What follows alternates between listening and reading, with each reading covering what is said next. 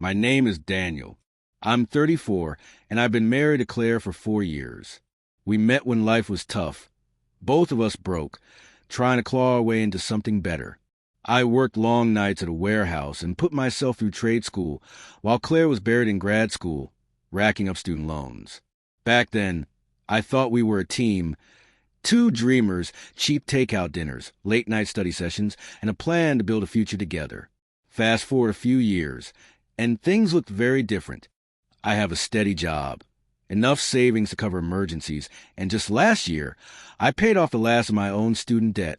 It was one of the proudest moments of my life, a huge weight lifted off my shoulders. Claire, however, still owed nearly $80,000. She made the minimum payments each month, and I never pressured her. It was her responsibility, and I respected that. Then, last Friday night, everything changed.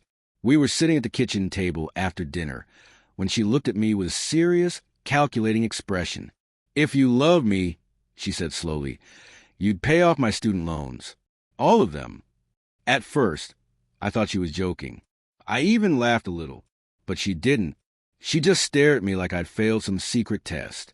"I'm not joking, Daniel," she continued. "You make good money now. You could erase this debt tomorrow, if you wanted. That's what a loving husband would do." My stomach sank. It wasn't about the money. I could have helped if she had asked. It was the way she said it, like my love had a price, like she was measuring me against some invisible standard.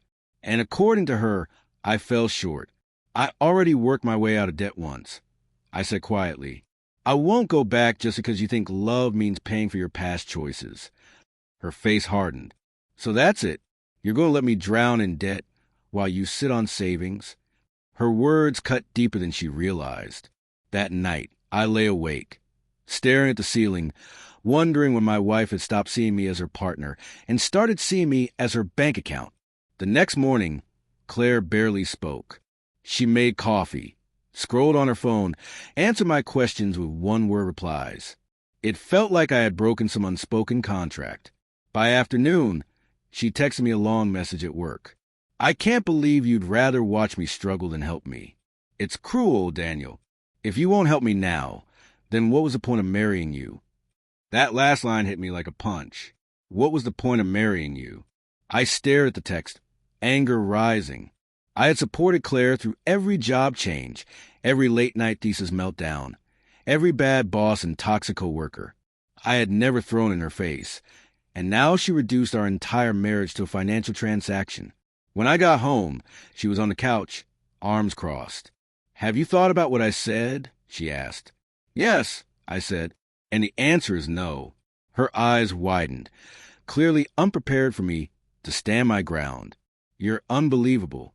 Do you know how much stress this debt causes me? Do you know what it's like to wake up every day with this weight on your chest?"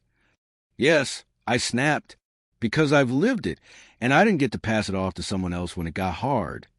She went quiet for a moment, then said something that shattered the room. "Maybe I married the wrong man." The words hung between us like smoke. Something inside me cracked. "Maybe you did," I replied, my voice steady but cold.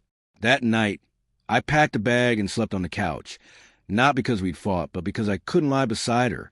Every time I closed my eyes, I heard her voice whispering, "Maybe you weren't the man she wanted." By Sunday morning, I knew this wasn't just about money anymore. It was about respect, and I wasn't sure she had any left for me. Monday morning, I called in sick and drove to a nearby park. I sat in my car for nearly an hour, not avoiding work, but avoiding going home. I thought about everything Claire and I had built together and how quickly it had become conditional. Somewhere along the way, love had turned into leverage. By lunchtime, I had made my decision. I called a divorce attorney. The conversation felt almost attached as I said, "I think my marriage is over." The lawyer asked if reconciliation was possible, but I knew it wasn't. Not after she had made love a bargaining chip. That evening, Claire was at the kitchen table, scrolling on her laptop. She barely looked up when I walked in. "I talked to a lawyer today." I said, setting my keys down. Her head snapped up. "What?" "I'm filing for divorce." Her mouth fell open. "You're throwing away our marriage over this?" No, I said quietly. I'm ending it because you already threw it away. The second you told me love had a price, you broke something I can't fix. She stared at me like she didn't recognize the man standing before her. So that's it. You'd rather start over than help me? I'd rather be alone than married to someone who sees me as a walking wallet, I replied.